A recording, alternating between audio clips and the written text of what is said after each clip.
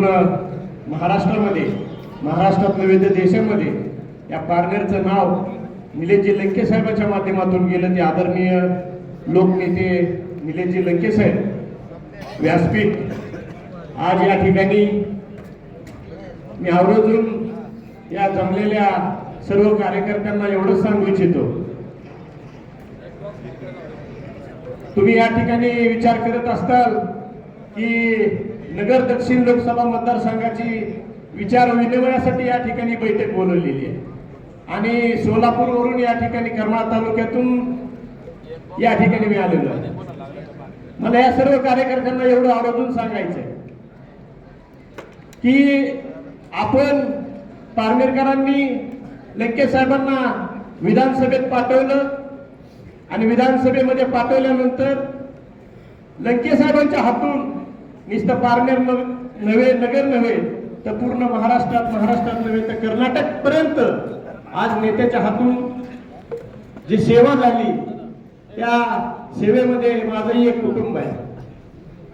या जमलेल्या सर्व जनतेला एवढंच या ठिकाणी सांगू इच्छितो, येणाऱ्या दक्षिण लोकसभा मतदारसंघामध्ये आता ज्या ठिकाणी आमचे मित्र अमोलजी नगरसेवक आहेत त्यांनी सांगितलं की मी प्रखर बोलतो, मी कुणाला भेट नाही. मी या जमलेल्या सर्व जनसमुदायाला या ठिकाणी आवर्जून सांगतो, मी बी एक तालमीतला पैलवान आहे. इकडं दादागिरीची भाषा जर कोण करत असेल या ठिकाणी आवर्जून सांगतो आपल्याला, ज्या वेळेस कोरोनाची परिस्थिती वाईट होती लंके साहेबांनी या ठिकाणी कोरोनाच्या काळामध्ये तर काम केलंच, त्यांचं कर्तव्य होतं म्हणून त्यांनी या ठिकाणी पारनेर तालुक्यामध्ये कोविड सेंटर उभा केलं. अहो साधं मी एक मत त्या व्यक्तीला दिलेलं नव्हतं, परंतु माझ्या एका शब्दावरती सकाळी 6 वाजता मी या ठिकाणी पारनेरला आलो आणि त्यांना विनंती केली, लंके साहेब जसं तुमचं या ठिकाणी काम चालू आहे, मी पण एक जिल्हा परिषद सदस्य आहे, माझी इच्छा आहे की तुमच्या माध्यमातून त्या ठिकाणी मला काम करण्याची संधी मिळाली पाहिजे. त्या ठिकाणी 1 दिवसामध्ये लंके साहेबांनी माझं कोविड सेंटर उभा केलं आणि त्या ठिकाणी हजारो माणसाला जीवदान देण्याचं काम लंके साहेबांच्या माध्यमातून मी त्या ठिकाणी केलं. आता गाडे सरांनी का कुणीतरी या ठिकाणी उल्लेख केला की आम्हाला असं वाटतं की पक्षामध्येच कार्यकर्ते तयार होतात. मी या ठिकाणी आवर्जून सांगतो, मी शरदचंद्रजी पवार राष्ट्रवादी काँग्रेस पक्षाचा तालुका अध्यक्ष पण आहे, परंतु निलेश लंके प्रतिष्ठानचा मी एक सदस्य पण आहे, हे पण मी विसरणार नाही. ज्या वेळेस माझ्या कुटुंबावरती वेळ आली होती, आज या ठिकाणी जो तुमचा उमेदवार विरोधातला उभा आहे, विमानाने रेमडेसिवीर आणतो आणि नगर जिल्ह्यामध्ये व्हॉट्सअपच्या माध्यमातून त्या ठिकाणी त्याची चर्चा केली जाते, परंतु मी या ठिकाणी सांगू इच्छितो, आता अमोलजी तुम्ही दादागिरीची भाषा केली, माझा छोटा भाऊ जर आज जिवंत असेल तर तो फक्त निलेश लंके साहेबांमुळे जिवंत आहे.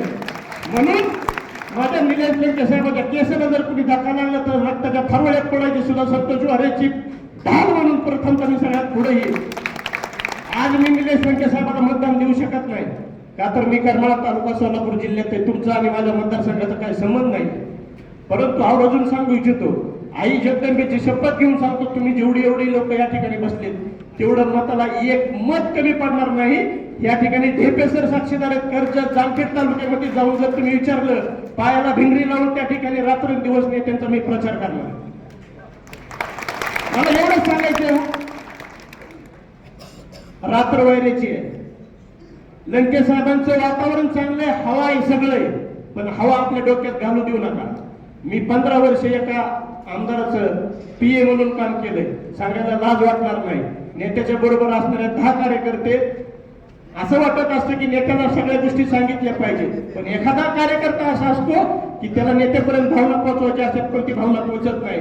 म्हणून मी तुम्ही सगळेजण आपण एक कुटुंब आहे, निलेश लंके प्रतिष्ठान म्हणून आपण या ठिकाणी सगळेजण उपस्थित आहे.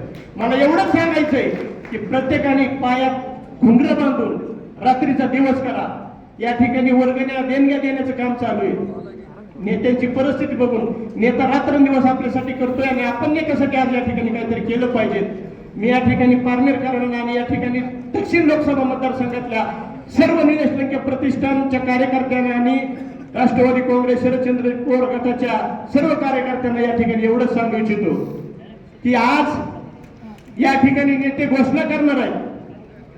मला माहित नाहीये, मी नेत्यांना अगोदरच सांगितलं की नेते मला माहित नाही, पण माझं मन भरून आलं. आज या ठिकाणी ह्याच्या अगोदर मी बऱ्याच वेळा भाषणे केली, परंतु एक छोट्याशा संतोष वारे सारख्या कार्यकर्त्याला नेत्यांनी खूप अशी मला ताकद दिली आहे. मी माझ्या आयुष्यात हा प्रसंग कधी विसरू शकणार नाही.